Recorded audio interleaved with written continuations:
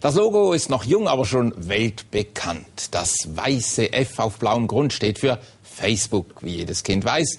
Und auch immer mehr Erwachsene nutzen ja das soziale Netzwerk im Internet. Das F stehe auch für fischiert, schien es dem österreichischen Studenten, der herausfand, wie viel Daten Facebook über ihn gespeichert hat. Dass die Website Daten über ihre User sammelt, das war schon bekannt. Aber gerade weit über 1000 A4-Seiten für einen einzelnen User. Der junge Mann hat Facebook nun angezeigt, wie Erwin Schmid und Stefanie Schunke berichten. 1200 Seiten. So dick ist die Akte, die Facebook über Max Schrems in 3 Jahren angelegt hat. Der Jurastudent hatte für ein Studienprojekt das soziale Netzwerk analysiert und herausgefunden, Facebook speichert über Jahre sämtliche Aktivitäten seiner Nutzer, selbst wenn der glaubt, seine Daten gelöscht zu haben. Was Facebook derzeit macht bei den meisten Daten ist, dass es sagt, du kannst alles jederzeit löschen und du klickst dann auf Löschen und sie fragen dich, willst du es wirklich löschen? Und du sagst ja. Und was am Ende passiert ist, dass die Sachen nur vor einem selbst versteckt werden. Das heißt, Facebook speichert, das ist gelöscht worden, speichert aber den Datensatz weiter. Nur sieht man ihn selber nicht mehr. Schrems fand heraus, wie er einen Antrag auf die Herausgabe seiner persönlichen Daten bei Facebook stellt. Und tatsächlich, der Konzern schickte ihm postwendend eine CD zu.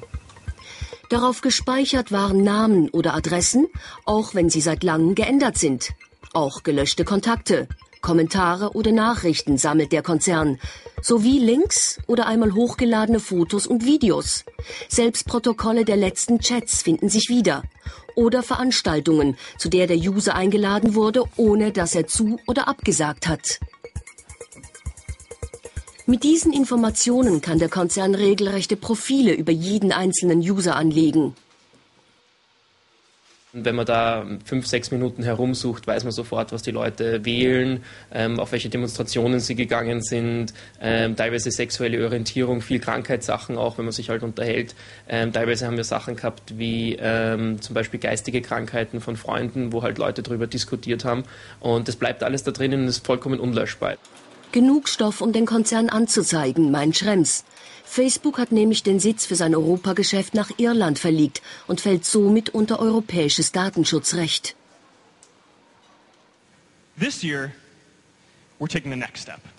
Dieses Jahr zünden wir die nächste Stufe, verkündet Mark Zuckerberg nach vergangener Woche stolz. Der Anlass? Die Präsentation der neuesten Facebook-Version.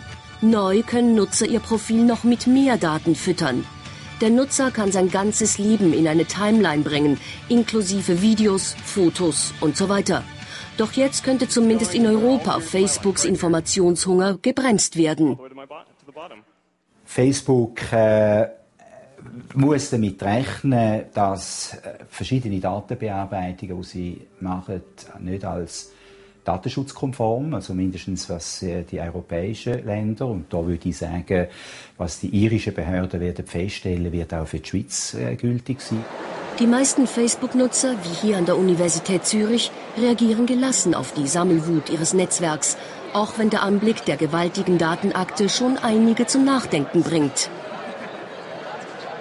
Ja, es ist eigentlich noch recht Straub, wenn einfach mal alles überall gespeichert ist. Aber andererseits ist man auch selber die Schuld, wenn man einfach alles von sich preisgeben. Ich passe eigentlich grundsätzlich sehr gut auf, muss ich sagen, weil Facebook, da gibt man sehr viel Preis von persönlichem Leben und ich möchte, dass das nicht missbraucht wird. Also ich finde es ziemlich schockierend, wenn man sieht, was da alles vor einem herum ist, ohne dass man das eigentlich sieht. War dir das bewusst vorher?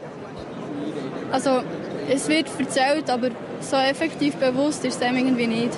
Facebook will derweil die Untersuchung der irischen Behörden abwarten. Geht es nach Max Schrems, bringt diese bald Licht in den Datendschungel des Konzerns. Er ist überzeugt, so groß Facebook auch ist, es ist nichts ohne seine User.